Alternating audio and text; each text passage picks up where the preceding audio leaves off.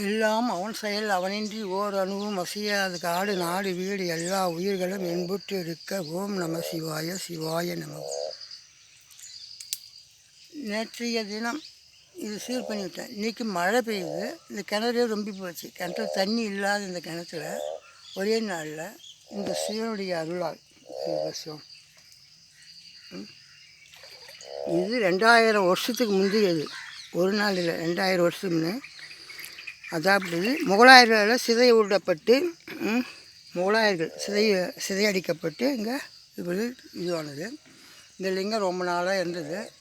இன்றைக்கி இதை எடுத்து நம்ம இது பண்ணுறோன்னாக்கா அவன் அருளால் அவன் தாழ் வணங்கி இப்போ இவர் தண்ணியில் குளிச்சுட்டு இருக்கிறாரு. என்னது தண்ணியில் குளிக்கிறார். இப்போ